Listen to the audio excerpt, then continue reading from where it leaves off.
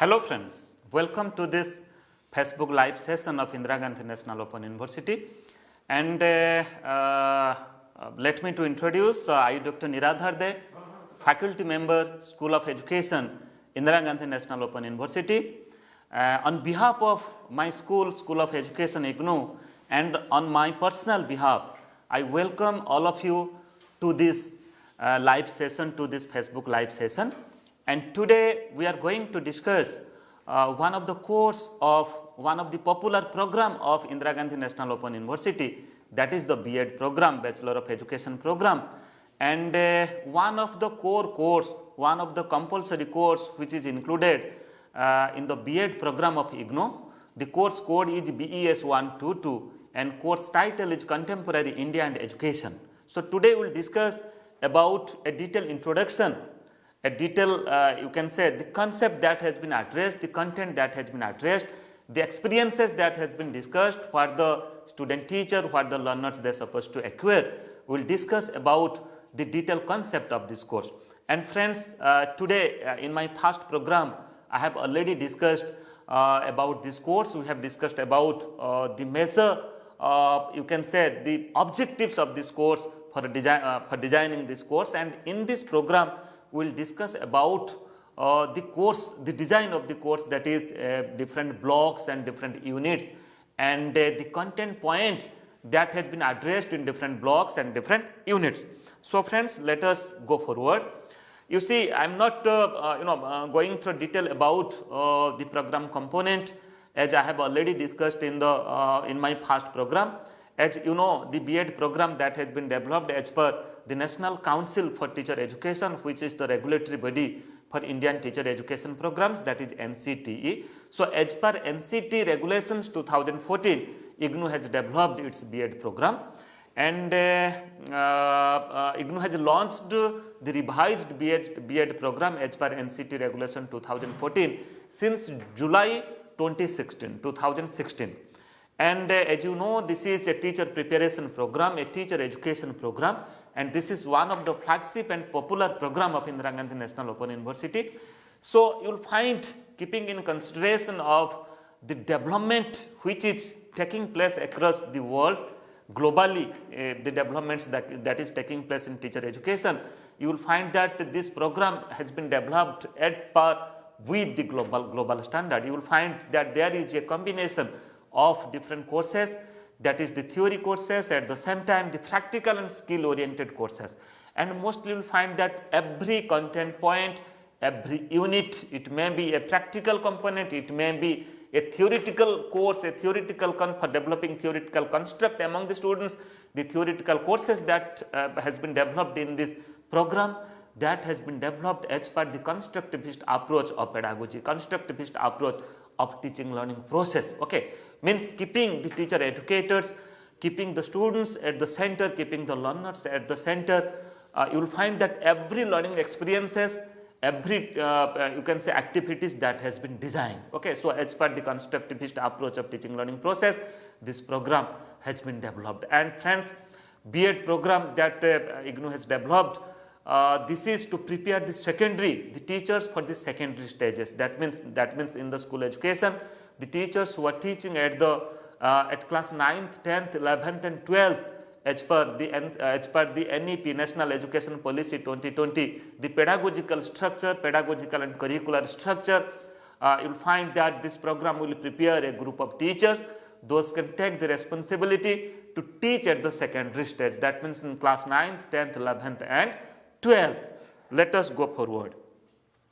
Here you see Bachelor of Education program. I am not going detail about the eligibility. At least let me to just say very quickly that at least 50% marks is required either at the bachelor's degree program or at the master degree program to be eligible to pursue B.ED program.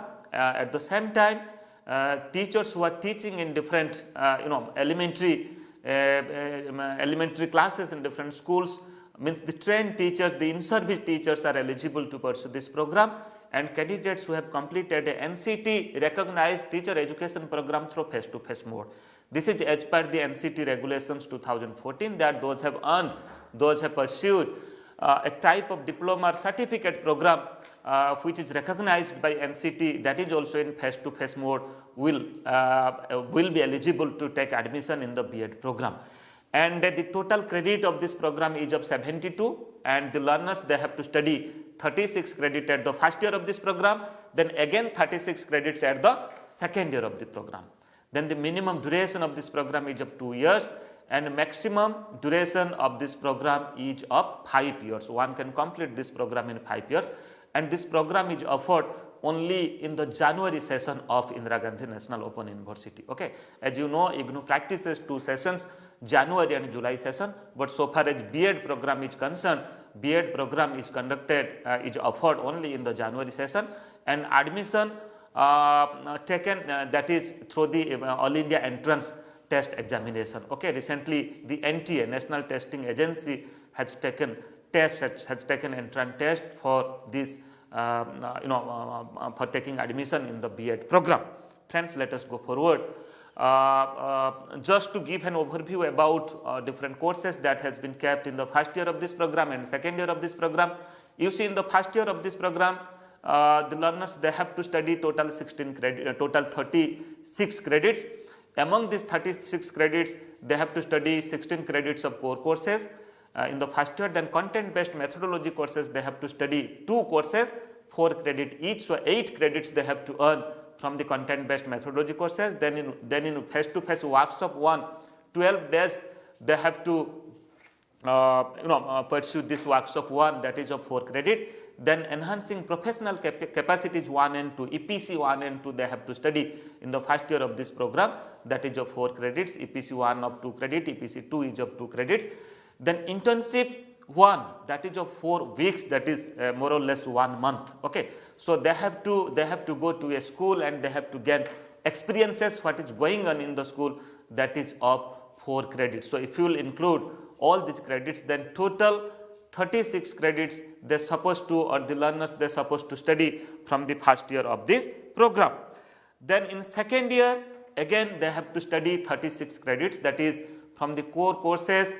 4 core courses they will study in the second year, that is 12 credits, total 12 credits.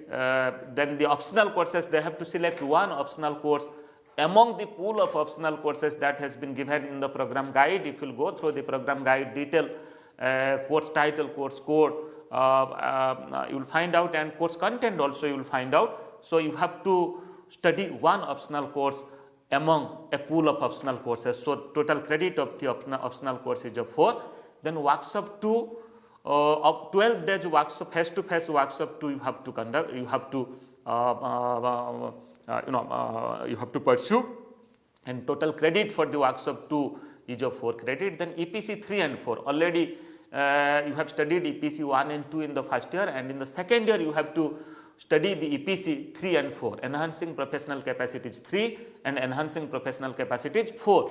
So 2 credit each, EPC 3 is 2 credit and EPC 4 is also 2 credits. So total 4 credits has been kept as one of the component in the second year of this B.ED program, that is of 4 credit. Then internship 2, a rigorous internship, a rigorous engagement of the teachers in the schools to teach the students, at the same time to practice different activities, to engage different school based activities. Okay, just like a full-fledged regular teacher does in a school. So here the learners, the trainee teachers, the students, they will get a detailed understanding and detailed experience about what is going on in the schools, okay, including the practice teaching. So here 16 weeks, that is completely 4 months internship program they have to do in a school. So total credit of this internship 2 is of 12. So accordingly, in second year the learners, they have to study, they have to earn 36 credits. So total credit of this program is of 72. Friends, let us go forward. Then in first year, you see, if I will go through the core courses, they are supposed to study 5 different core courses. The course code are just like BES 121, Childhood and Growing Up is a 4 credit course which is compulsory in nature. BES 122, Contemporary Indian Education is a 4 credit course. BES 123, Learning and Teaching is a 4 credit course. BES 124, Language Across the Curriculum then BES 1 to 5 understanding disciplines and subjects, BES 1 to 4 and 1 to 5 each of 2 credits each. So total 16 credits they have to study from the core courses, from the component of core courses in the first year of this program. And today we are going to discuss the detailed design, of the course structure of BES 122, that is contemporary India and education. This has been included in the first year of B.ED program. So friends, let us go forward. You see, I have already said you that we have developed a beautiful curriculum, we have developed a beautiful course on this B.ED program, BES 122 contemporary India and education. This has been developed in 4 different blocks. Okay, and you will get this course in IGNOU portal of IGNOU website, and the soft copy material of this course you can also access from IGNOU students app. Okay, so let us go forward that what are the different blocks and different units are there in this course. So friends, I have already discussed about the objectives. So again, I am not going to discuss the objective, just to have a look that the objectives of this course BES 122 contemporary India and education, that is to understand the social realities of India, of Indian society and its impact on education, then to understand the issues relating to diversity, inequality and marginalization in Indian society and its implications for education. So friends, this course will provide you a detailed understanding, will provide you a detailed perspectives, detailed context of you can say the philosophical perspectives of education, to understand education in philosophical perspectives, to understand education in sociological perspectives. Here you see both the objectives, that is to understand Indian society and the social realities and its impact on education. It addresses the social perspective, the social context of education. Then further, to understand diversity, inequality and marginalization section of the society, that also address the sociological aspect, the sociological perspectives of education. So it will provide you a detailed understanding about the sociological perspectives.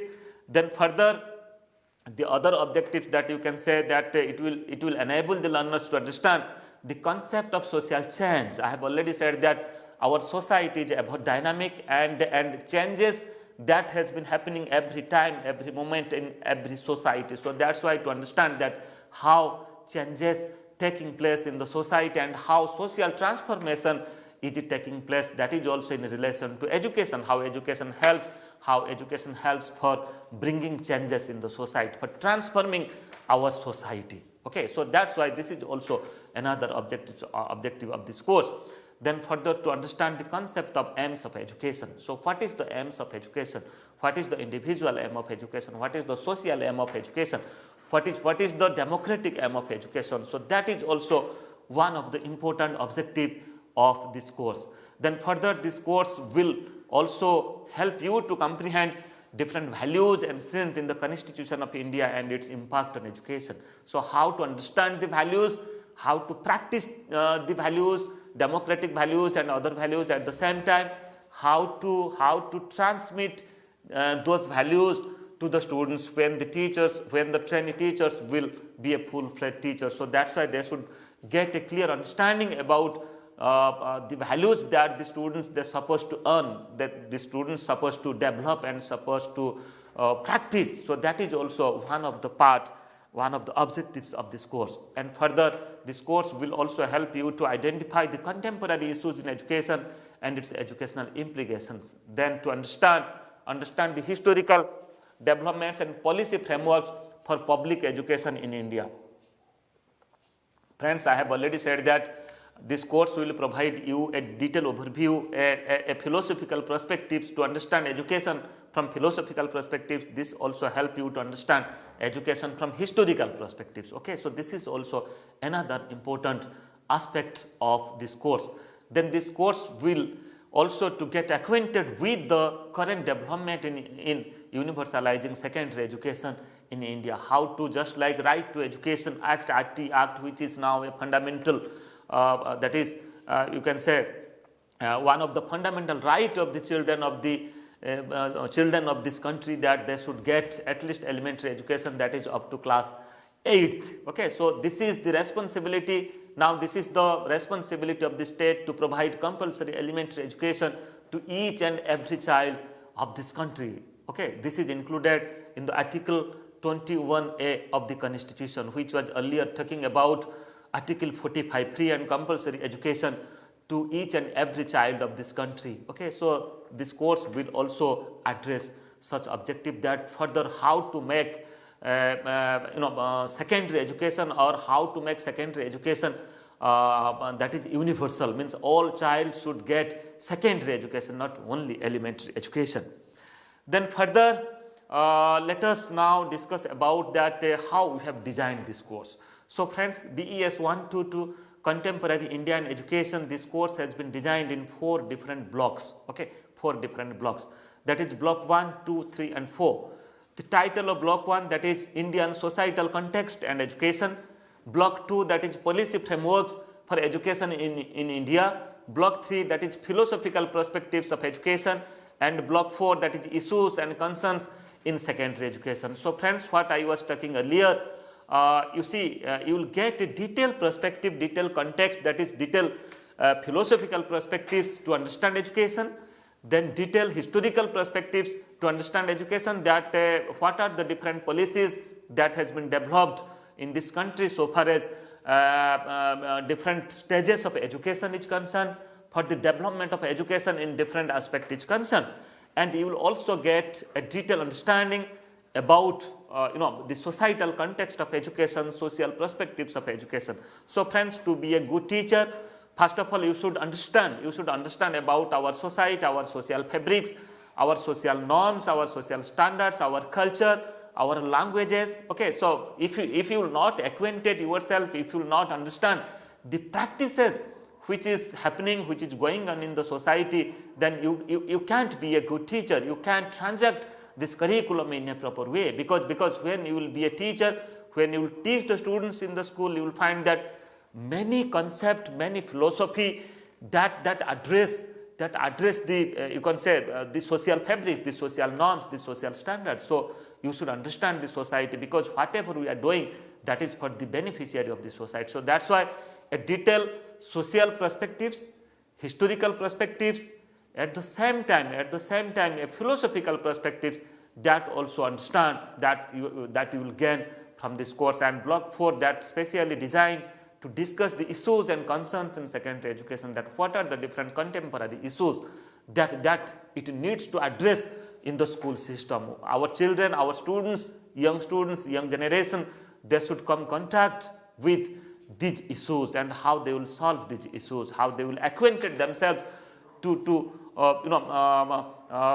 act in that issues, how they will groom themselves in the society, at the same time how they will empower themselves to be a part and parcel of this society, and how they will act in this society also. So that's why a detailed understanding about the contemporary India and its implications in education, that you will study from different blocks of this course, that is BES 122 Contemporary India and Education. So friends, now let us try to understand, let us try to discuss about that what are the units that has been included in different blocks. So let us first try to discuss the block 1. The title of block 1 is Indian Societal Context and Education. Block 1 has been designed in 4 different units. Okay, so under block 1 you will find 4 units. This is block 1. Let me to show. This is block 1. The title of the block 1, that is Indian Societal Context and Education. So here you will find 4 units are there. The title of unit 1, that is Nature of Indian Society. Title of unit 2, that is Aspirations of Indian Society. Then unit 3, Education and Policies.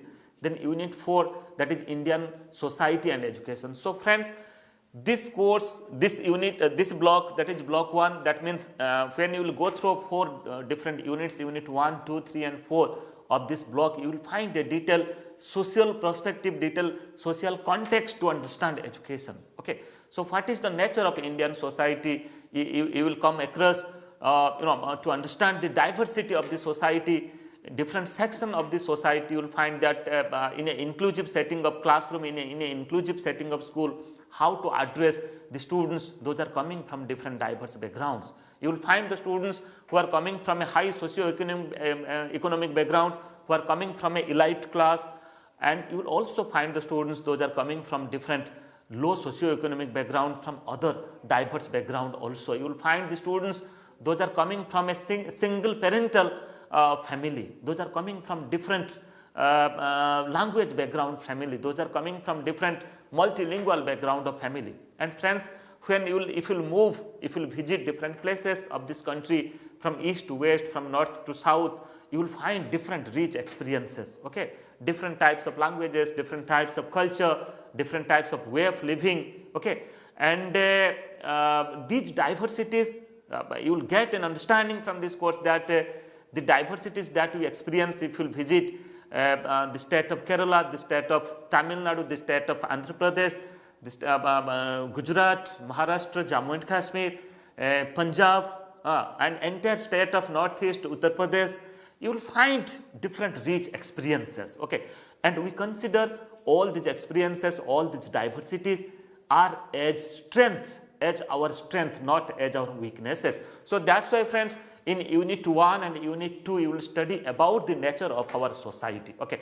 and the persons, the citizen of the society, the social members, what is their aspirations, what they want to do, how they will engage themselves in different world of work, what is their thinking process, what is their ideology, okay, what is their ideology, so far as their religious belief is concerned, so far as their the constitutional values is concerned, so far as their language practices is concerned, okay. So we are very truly, we have achieved unity among these diversities, though we practice different diversities, different types of experiences, so far as language, culture and other aspect is concerned, our tradition is concerned. At the same time, successfully we have achieved unity among these diversities. Friends, this course will also, this block, that means in unit 3, particularly if I will discuss about unit 3 will provide you an understanding about education and policies. Education and policies means, you see how different policies, how different schemes of education that has been developed in this country, that has been established in this country, that has been practiced and launched in this country, okay. So you see, now we are talking about the NEP, implementation of NEP 2020, National Education Policy 2020. So for implementing NEP 2020, you will find that many small schemes, many small policies we have to develop, then accordingly we can implement. So here this course will help you a lot, that what is to understand, for understanding the constitutional obligations, you can say the constitutional provisions for education, what are the constitutional provisions for education, and how to practice it, how to implement it in the field. So that's why it needs to plan certain policies, to plan certain schemes. So how to prepare an action plan for implementing the policies. So for planning the policies, for planning a scheme, then after the processes, or you can say how to execute that plan also, and how to involve different stakeholders in a policy, in a scheme, okay. The beneficiaries are the stakeholders. So when we talk about school as a system, school as a subsystem of the society, we understand that the practices which is going on in the school, that also equally practices in our schooling system, in our school system. So that's why, friends, when to develop, when to plan a policy, when to make an action plan of any scheme of education, so definitely, first of all, the main beneficiary or the stakeholders of education will be kept in mind, and keeping in consideration of the you can say stakeholders, we develop the policies, okay. So here when we talk about education, the stakeholders may be the students, may be the parents, may be the community members, even maybe the government, okay. So here whatever we will do, maybe the local government, okay, government at the panchayat level, at the district level. So because they are involved in the process of education, they are involved for the development, for the administration of education, for running the schools, and for providing different supports to the schools, for developing infrastructure, at the same time other quality index or other quality parameters of the school. So that's why when we develop a policy, how to develop a policy and how to implement it to make the benefits reach at the beneficiaries, reach at the you can say the stakeholders. So here this course, the unit 3 education and policies will provide you a detailed understanding about to understand the constitution first, okay, and then after the constitutional provisions for education, and for implementing the constitutional provisions for education, how to prepare a plan or a policy or a scheme, and how to implement that policy in the field to provide benefits to the societal members. Then friends, this course will this block will also give you a detailed understanding about Indian society and education. You see friends, we know that our society is a dynamic society, ever changing society. Every time, every moment there are changes which is taking place in the society. Okay, you will find that so far as the per capita income is concerned, living standard of the people is concerned, education is concerned, our literacy rate is concerned, our quality living is concerned, everything is changing. Our language practices, our culture, our customs. Okay, so first of all, we understand our culture, we try to develop our culture, and further we try to preserve our culture, and we try to you can say transmit our culture also. So this is possible in the society. Social mobility is taking place, social change is taking place. So friends, this block 1, that is Indian societal context and education, will provide you to understand our society, and it will give you a detailed understanding about social perspectives to understand education, okay, how it will be implemented in education. Then friends, in block 2, this is the block 2. Here you see the title of block 2, that is policy frameworks for education in India. This block has been designed in 4 different units, that is unit 5, 6, 7 and 8. The title of unit 5, that is development of education in India before independence. Unit 6 is development of school education, that is from 1947 to 1964. Then unit 7, that is development of school education, that is 1964 to 1985. And in unit 8, the unit title is development of school education. So friends, here from these four different units, the unit 5, 6 and 7, 8, all these 4 units will provide you a detailed understanding about the historical perspective, the historical context of education, to understand how education has been developed in this country. Okay, so here in unit 5, when you will go through the content point of unit 5, different content points, sub content point, you will understand that how this has been discussed about the development of education in India before independence. Okay, before independence, it starts from the ancient system of education, that is in the Gurukul system of education, where both the teacher and students, the Sishyas and the Gurus were staying together. That is a type of residential school. So here, mostly the teaching learning process which was conducted, which was doing in the Gurukul system of education, was orally in nature, but at the same time the students, the disciples, okay, so they were engaged themselves in different hands-on activities, in different manual work, okay, and they were developing you can say certain values, and further they were exhibiting, and further they were using, they were practicing those values in their day-to-day life. At the same time, they were also transmitting those values to another generation. And this course will also provide you a detailed overview about the rich culture of India so far as the educational practices is concerned. Okay, the great institutions once upon a time, that is the Nalanda, Takshashila, you will find that group of scholars, they were coming from across the globe for pursuing their study in Nalanda and Takshashila. Okay, so here, starting from the ancient system of education, then after the education system at the medieval period, education system at the Buddhist period, then at the same time education system during British rule. Okay, so this course will help you to understand about the controversy between the Anglicist and the Orientalist, downwards filtration theory, the recommendations of Woods Despas, Hunter Commission. Okay, so these things for spreading English education in India, and for shaping education, school education, at the same time technical and higher education in India before independence, how the Britishers they had acted in this country, in India. That is also, you will get a historical background, historical perspective, context. Then after this, in block 2, you will also acquaint yourself, you will get a detailed understanding about development in school education, that is after independence. The first education commission, that is University Education Commission 1948-49, the recommendations of the University Education Commission, which is developed as per the chairmanship of Sarvapalli Radhakrishnan. Then after this course, this unit, you will find the major content point, that is the development of secondary, establishment of the secondary education commission, which is called as the Mudaliar Commission. That is mostly focused upon the school education, the secondary education. Okay, so here you will find that the methods of teaching, the curriculum, okay, which has been suggested for school education, how the teachers will teach the students, what are the curriculum, what are the subjects should be implemented in school education. So such development you will acquaint yourself in such developments. Then in unit 7, you see the things that has been developed, or the education especially in the context of school education, which is developed from 1964 to 1985, that has been discussed.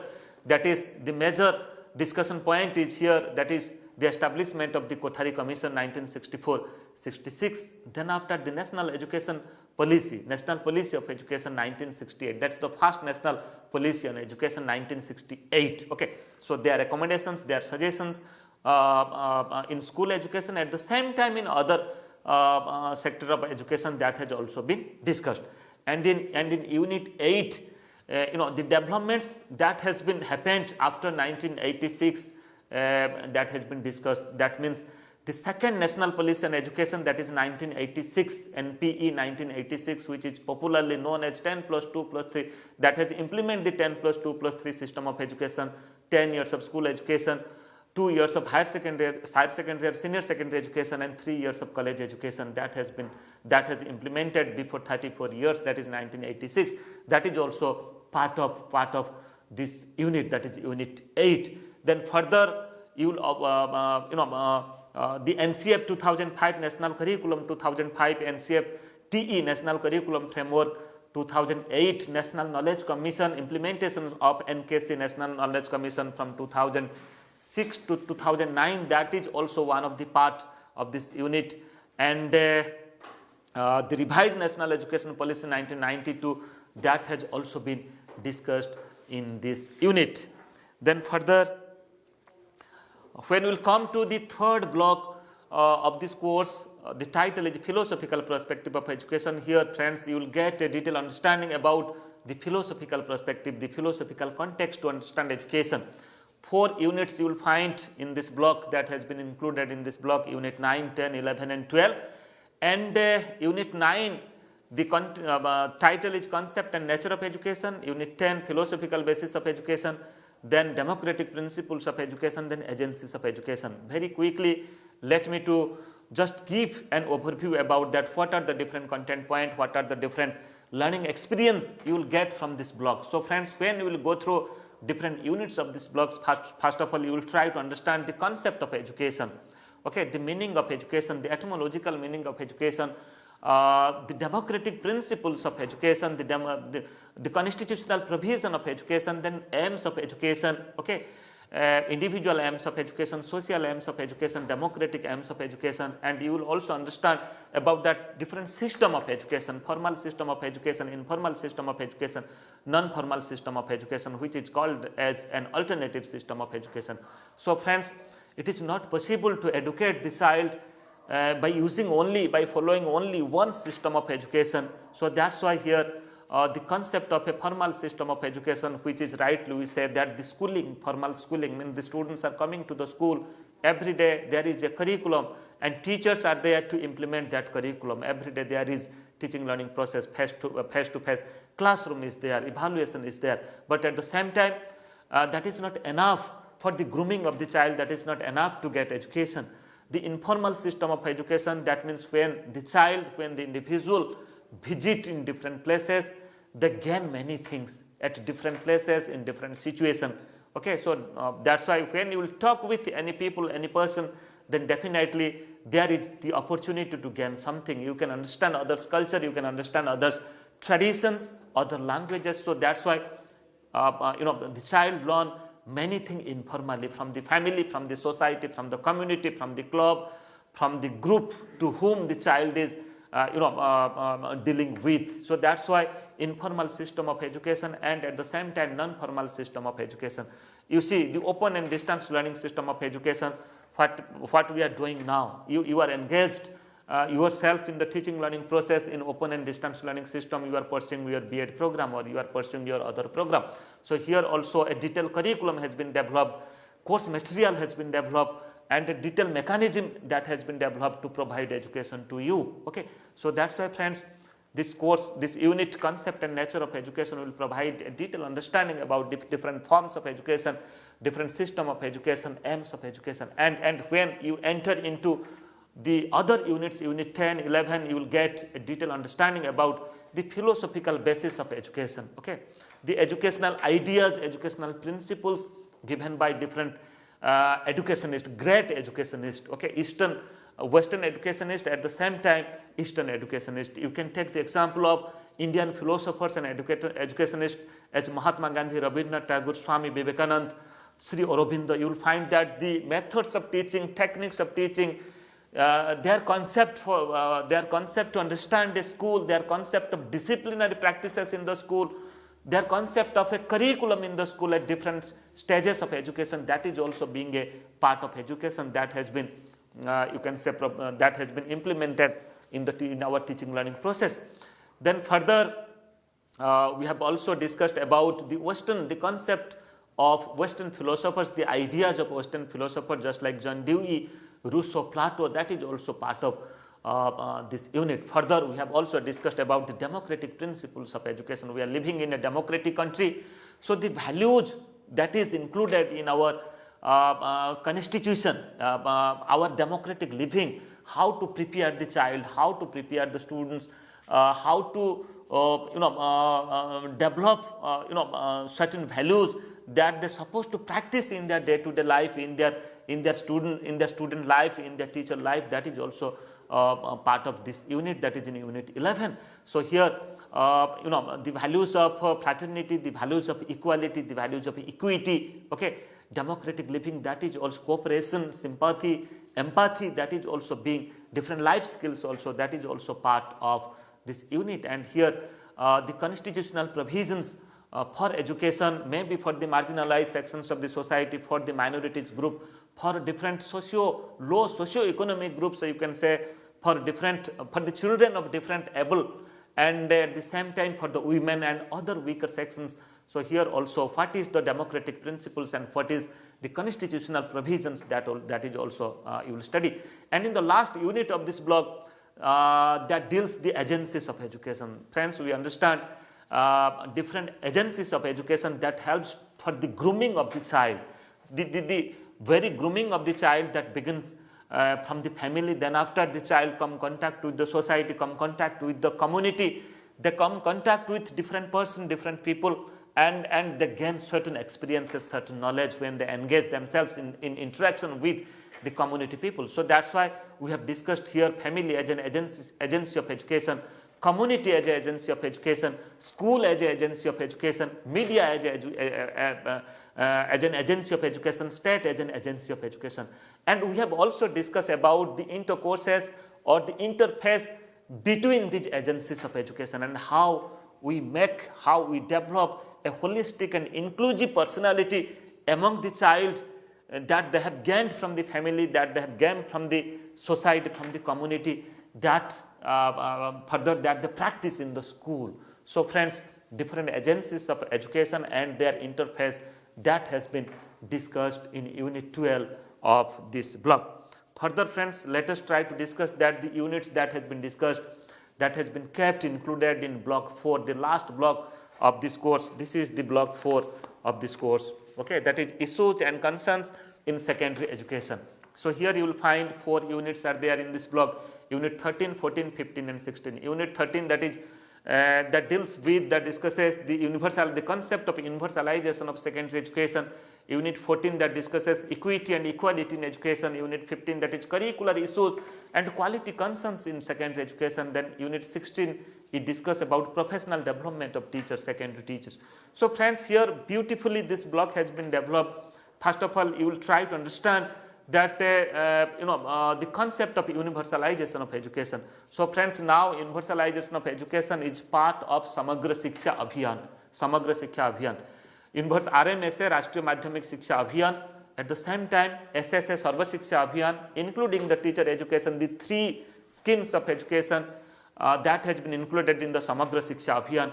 And here, how to achieve universalization, not only elementary education, rather secondary education also. Then further in unit 14, you will try to understand about the concept of equity and equality in education. Only achieving equality is not enough, rather how to achieve equity, because we are dealing as a teacher, we are dealing the students, those are coming from diverse societies, from different groups, from different socio-economic background, okay, from different language background. So one method, one technique, one approach is not enough in the school to address the need and interest of all the children. So that's why with achieving equality, we should achieve equity. That is also another important part of this unit, content point of this unit.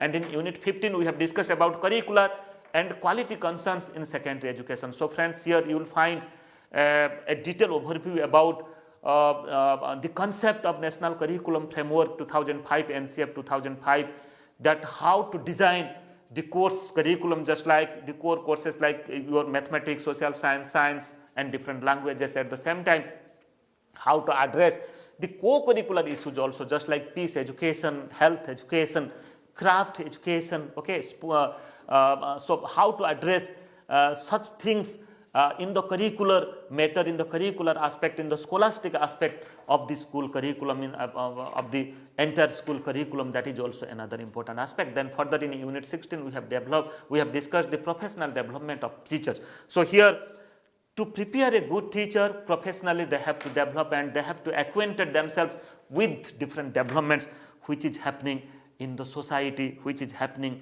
across the globe, so far as pedagogy is concerned, technology is concerned, and other aspect is concerned. I have already discussed about the program transaction. Again, I am not going to detail about the program transaction. You know that how we transact this program. You can go through the past video that I have developed. And the evaluation system, let me to again recapitulate, reiterate that 30% weightage is given to assignment and 70% weightage is given to the term and examination. And for successful completion of assignment of a course, at least D grade is required, and successful completion of a term and examination, at least you have to require a D grade. And for combining assignment and term and examination, you have to acquire at least a C grade to successful completion of that course. And a 5-point grading system we practice, that is starting from the highest grade is A and the lowest grade is E. Okay, highest is the excellent, A is the excellent, and E is the unsatisfactory. But for successful completion of the course, at least you have to earn a C grade. So friends, this is all about different units and blocks and different concepts that has been addressed in BES 122 Contemporary Indian Education course of the B.ED program. And for further queries, you can write to me niradhar@ignou.ac.in. You can make me a telephone call, that is on 0112957 2994, intercom is 2994. And you can also visit my Facebook page. You will get many videos on education, on teacher education and other aspect of education.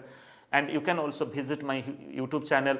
Here also you will find very good videos for pursuing your program, for pursuing your course. In our next program, we will discuss about the other course, that is BES 1 to 5, understanding disciplines and subjects, in our next Facebook Live program of Indira Gandhi National Open University. Thank you all.